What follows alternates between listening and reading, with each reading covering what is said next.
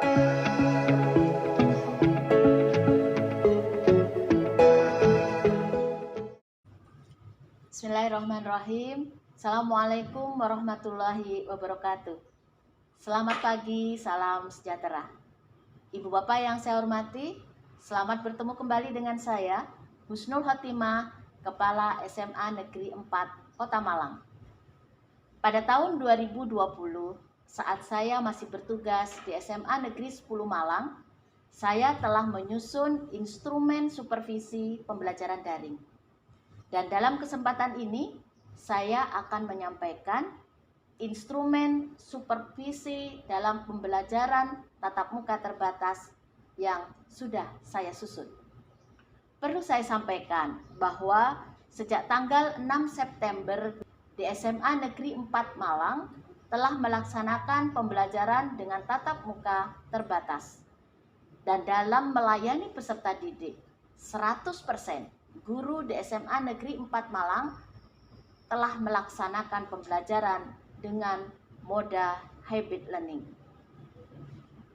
Mampu membelajarkan peserta didik dengan moda hybrid learning sehingga saya selaku kepala sekolah harus melaksanakan tugas pokoknya, yaitu melakukan supervisi. Menyusun instrumen supervisi pembelajaran dengan moda hybrid learning dengan tujuan membantu guru meningkatkan kompetensinya saat melaksanakan pembelajaran tatap muka terbatas. Kompetensi yang utama saat pembelajaran yaitu kompetensi pedagogik dan kompetensi profesional. Ibu bapak yang saya hormati, berikut saya paparkan instrumennya. Mari kita ikuti.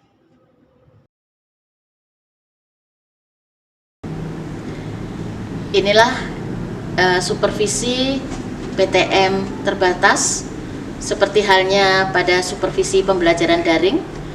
Dokumennya berupa ada nama guru, ada NIP, ada pangkat golongan, mata pelajaran, kelas, program, kemudian jam keberapa dilaksanakan supervisi, tanggal pelaksanaannya, dan nilainya.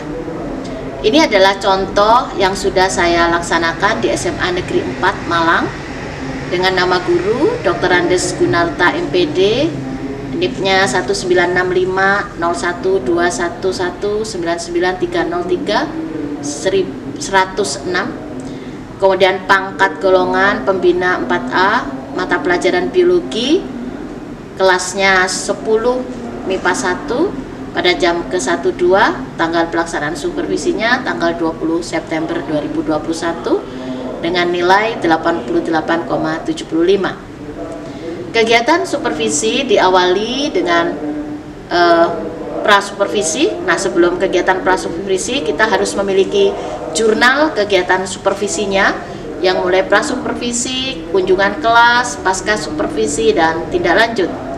Pada jurnal kegiatan supervisi PTM terbatas ini, pada kegiatan prasupervisi, mirip dengan pembelajaran waktu daring, bisa saja menyampaikan via WA atau menanyakan langsung kesediaan atau persiapan guru untuk disupervisi.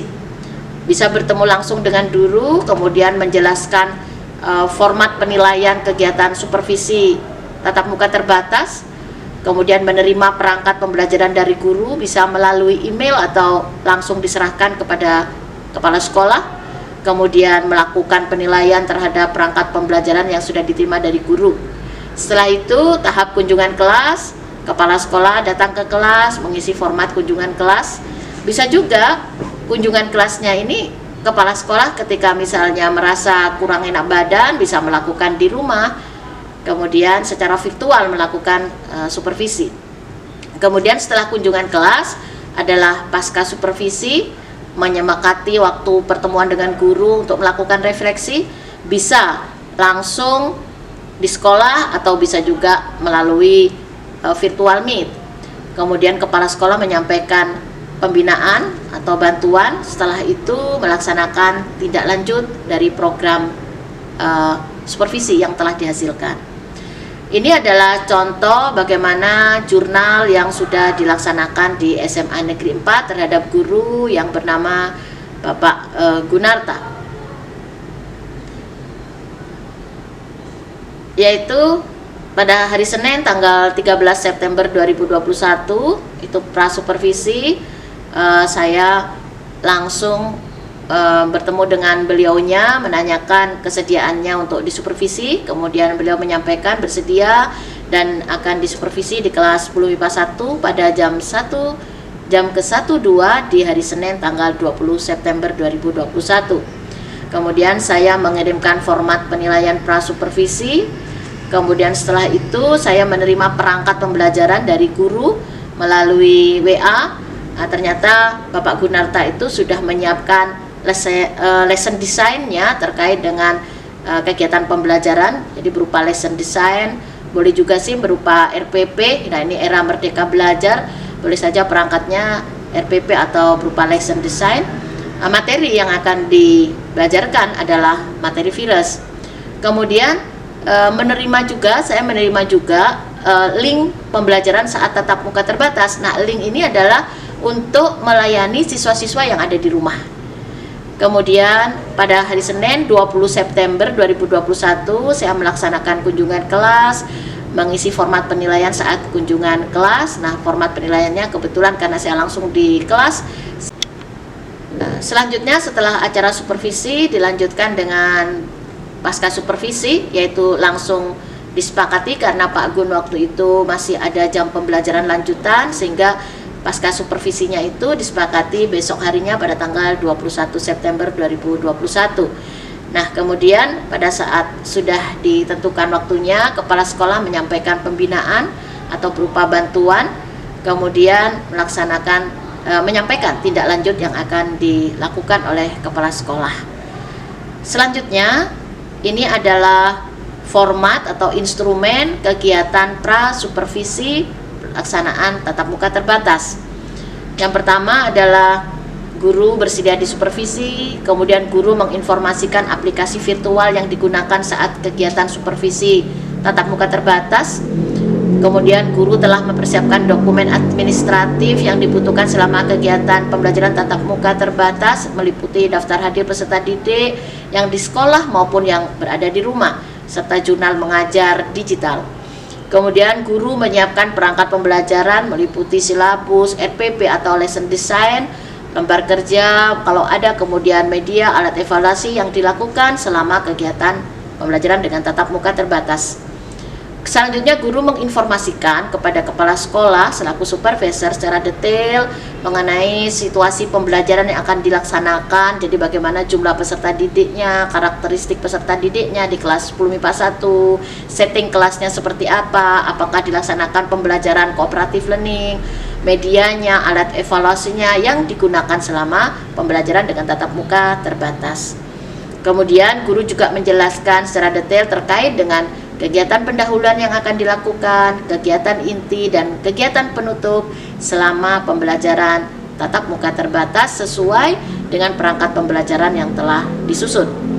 Berikut adalah contoh instrumen kegiatan pra-supervisi pembelajaran tatap muka terbatas yang sudah diisi, yaitu semua instrumen itu telah diisi atau instrumen itu telah disediakan oleh guru yang akan disupervisi, sehingga saya mencentangnya semua dalam posisi iya, artinya siap. Berikutnya adalah instrumen penilaian RPP atau lesson design saat pembelajaran tatap muka terbatas. Guru telah menyusunnya sehingga kemudian kepala sekolah melakukan penilaian.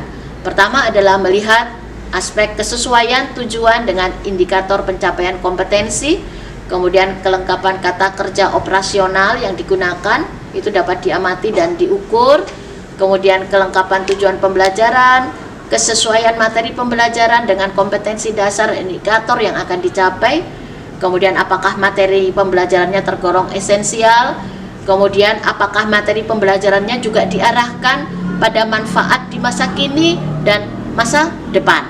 Itu penting sekali.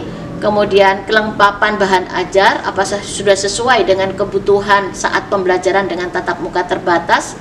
kemudian terdapat model, pendekatan, dan metode yang variatif selama pembelajaran tatap muka terbatas. Apakah ada juga kelengkapan tahap kegiatan pembelajaran, kemudian pada kegiatan pembelajaran itu juga tersirat pendidikan karakter, kemudian apakah guru menerapkan active learning selama pembelajaran tatap muka terbatas, kemudian kesesuaian pemilihan media pembelajaran, sudah sesuaikan dengan tatap muka terbatas, kemudian kelengkapan sumber bahan belajar, kemudian kesesuaian evaluasi dengan tujuan atau indikator pembelajaran, kemudian terdapat alat penilaian, kemudian terdapat perencanaan kegiatan pengayaan atau remedial. Itulah aspek-aspek yang dinilai di dalam RPP atau perangkat pembelajaran yang sudah disusun oleh guru. Nah, ini adalah instrumen penilaian RPP milik Bapak Gunarta yang sudah saya nilai dengan hasil yaitu ada 14 komponen yang sudah terpenuhi dan ada 2 komponen yang tidak terpenuhi sehingga menghasilkan nilai 87,5. Berikutnya adalah instrumen penilaian kunjungan kelas saat pembelajaran tatap muka terbatas. Nah, instrumen penilaian kunjungan kelas PTM terbatas ini diawali dengan persiapan pembelajaran, kemudian pelaksanaan pembelajaran, sampai kemudian nanti bagaimana guru menutup pembelajaran. Nah, pada saat tahap persiapan pembelajaran, kita sebagai kepala sekolah harus mengecek apakah guru sudah memiliki gadget atau laptop yang mendukung pembelajaran tatap muka terbatas, kemudian apakah guru sudah menyiapkan perangkat virtual saat pembelajaran tatap muka terbatas, kemudian guru apakah sudah memastikan semua peserta didik hadir, baik yang di sekolah maupun yang ada di rumah, kemudian guru apakah mampu mengoperasikan pembelajaran hybrid learning. Nah, itu adalah persiapan pembelajaran yang juga merupakan aspek dari instrumen penilaian saat kegiatan kunjungan kelas. Berikutnya saat pelaksanaan pembelajaran pada kegiatan awal. Nah, yang pertama adalah guru diminta untuk menyiapkan peserta didik mengikuti pembelajaran dengan moda hybrid learning, kemudian memotivasi peserta didik dalam hal ini tentu saja yang ada di sekolah dengan yang ada di rumah, menyampaikan persepsi, menyampaikan tujuan pembelajaran, menyampaikan cakupan materi yang akan dibelajarkan pada hari itu.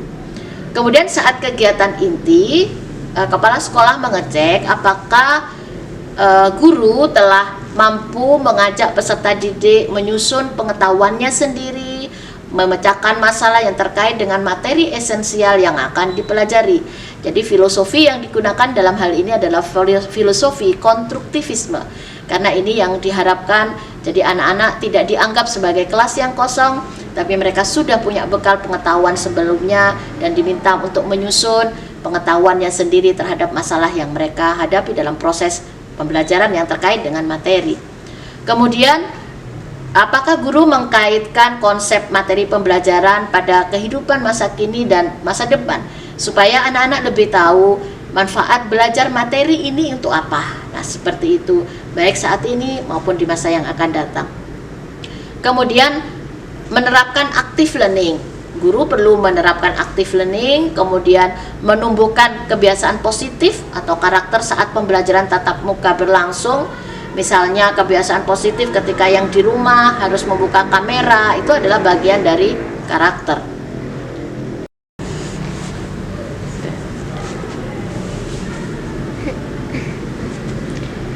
Selanjutnya, kepala sekolah atau supervisor juga harus memastikan apakah guru dapat menggunakan media pembelajarannya sudah berjalan dengan baik. Kemudian guru harus mampu mengelola kelas pembelajaran dengan moda hybrid learning. Kemudian menggunakan bahasa yang mudah dimengerti, memberi waktu yang cukup kepada peserta didik untuk berpikir, baik yang ada di sekolah maupun yang ada di rumah. Kemudian memberi kesempatan yang sama kepada peserta didik untuk berinteraksi dengan guru. Jadi guru tidak hanya fokus kepada yang ada di sekolah saja, tetapi juga melayani yang ada di rumah. Kemudian memberi waktu kepada peserta didik untuk berinteraksi dengan teman sebaya dari tempat belajar yang berbeda. Jadi bisa saja para peserta didik yang ada di rumah dan ada di sekolah, mereka bisa bertukar pendapat, berinteraksi dalam mempelajari materi yang diberikan oleh guru. Kemudian guru memberikan penguatan berupa reward saat peserta didik mampu mengungkapkan pendapat, bertanya atau menjawab pertanyaan. Sekaligus guru juga melakukan penilaian saat proses pembelajaran itu secara adil. Adil dalam hal ini harus sama antara yang di sekolah dengan yang di rumah. Kemudian guru juga harus peka terhadap kesulitan yang dihadapi oleh peserta didik saat pembelajaran dengan moda habit learning, karena ini sesuatu yang baru. Kemudian saat kegiatan penutup dapat menyimpulkan pembelajaran bersama peserta didik, kemudian melakukan refleksi dengan peserta didik dan melakukan tindak lanjut nantinya pada proses pembelajaran berikutnya. Berikut adalah contoh instrumen penilaian kunjungan kelas saat tatap muka terbatas kepada Bapak Gunarta. Ini adalah yang sudah diisi dari sekian instrumen, maka ada 2 dari 20 komponen yang belum terpenuhi, yaitu aspek ketika harus memberi waktu kepada peserta didik untuk berinteraksi dengan teman sebaya dari tempat belajar yang berbeda. Memang karena kadang-kadang menunggu koneksi jaringan yang di rumah itu agak lama, sehingga kadang guru kurang sabar untuk menunggu. Kemudian yang berikutnya adalah ketika harus melakukan penilaian proses belajar secara adil. Otomatis kalau tidak sabar menunggu yang di rumah mengumpulkan pendapat atau memberikan jawaban, otomatis yang di rumah juga tidak diberi kesempatan yang sama untuk dinilai dalam proses pembelajaran, sehingga yang dihasilkan adalah hanya 18 instrumen dari 20, sehingga nilainya adalah 90. Selanjutnya kegiatan akhir dari pelaksanaan supervisi, yaitu instrumen kegiatan pasca supervisi pembelajaran tatap muka terbatas dan tindak lanjut. Ini merupakan refleksi guru dengan kepala sekolah. Nah, seperti halnya pada supervisi pembelajaran daring, pada instrumen kegiatan pasca supervisi ini sama mirip, tetapi mengubah dari pembelajaran daring menjadi pembelajaran hybrid learning dengan moda hybrid learning. Nah, kita bertanya kepada guru bagaimana mereka perasaannya, hal positif apa yang dirasakan, termasuk kendala juga yang ditemukan dirasakan saat pembelajaran dengan moda hybrid learning. Kemudian apa yang perlu diperbaiki atau ditingkatkan pada pembelajaran selanjutnya, termasuk apa tindak lanjut supervisinya. Nah, Ibu Bapak, ini adalah contoh kegiatan pasca supervisi atau tindak lanjut saat guru melaksanakan refleksi dan kepala sekolah memberikan bantuan, yaitu hal positifnya yang dirasakan oleh guru merasa ini sesuatu yang baru, kemudian mencoba memadukan dengan berbagai aplikasi. Nah, itu yang dirasakan oleh guru hal positifnya. Kemudian ketika menyusun perangkat pembelajaran, guru merasa ini adalah sesuatu yang baru dan memiliki tantangan tersendiri sehingga butuh waktu lebih banyak untuk belajar dan berpikir. Nah, saat pembelajaran hybrid learning dilaksanakan di kelas, hal positif yang dirasakan oleh guru adalah merasa guru harus belajar terus, terutama yang terkait dengan penggunaan teknologi. Ketika guru merefleksikan diri dengan hal positif tersebut, maka bantuan yang diberikan oleh kepala sekolah adalah hanya penguatan saja bahwa memang belajar itu harus dilakukan sepanjang hayat. Guru harus terus memperbaiki what to teach dan how to teach-nya. How to teach dalam hal ini tentu saja terkait dengan pembelajaran moda hybrid learning, ketika siswa ada yang belajar di sekolah dan ada yang belajar di rumah.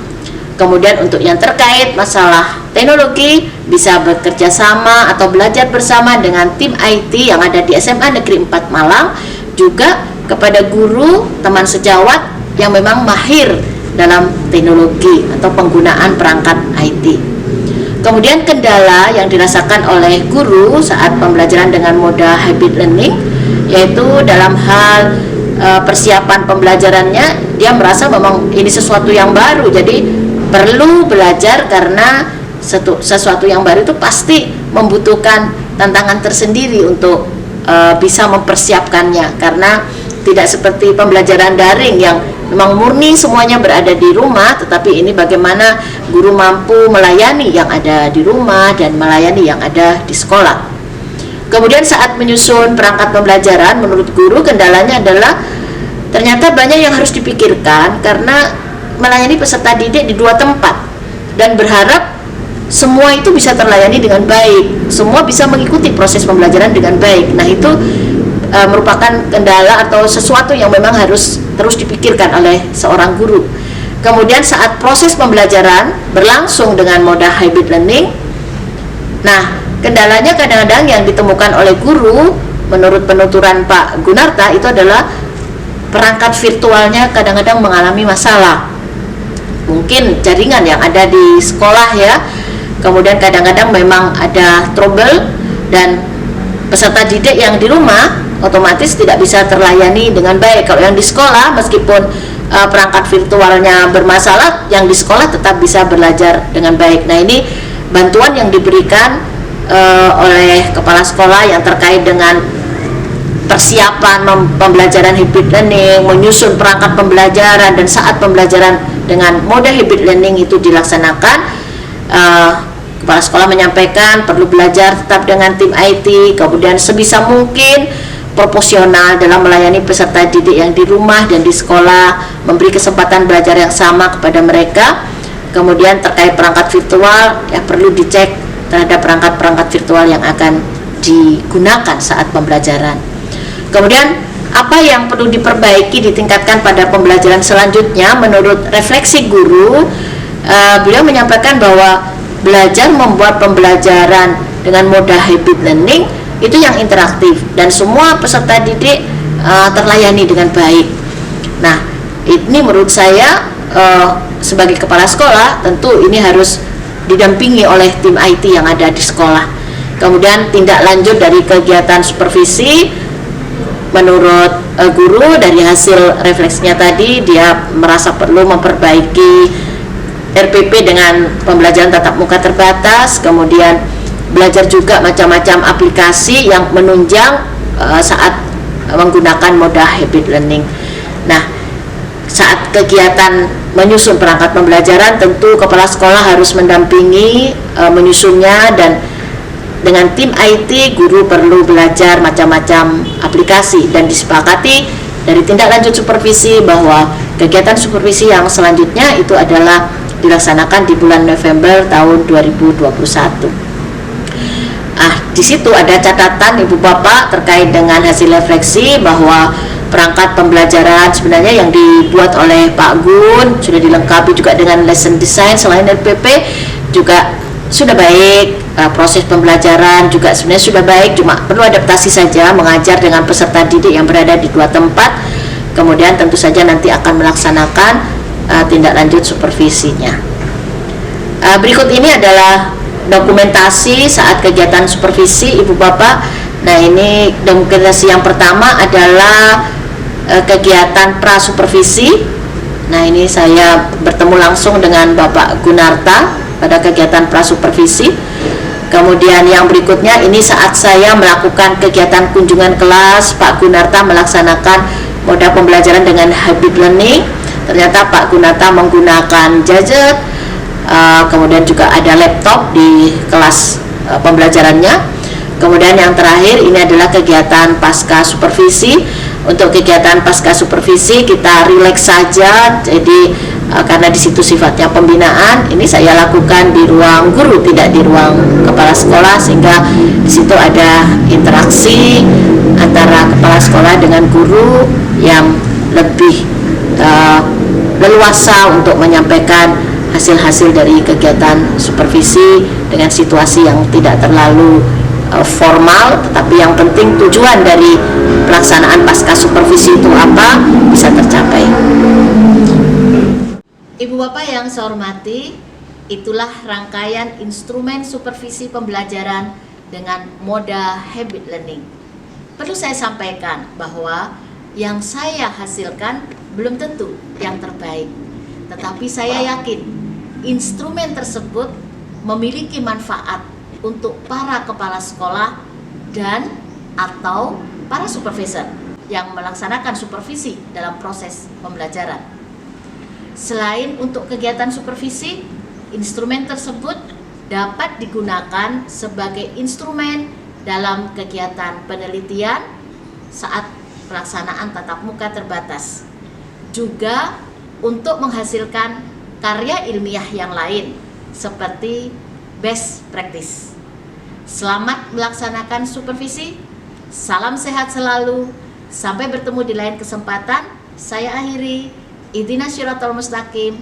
Wabillahi taufiq wal hidayah. Wassalamualaikum warahmatullahi wabarakatuh.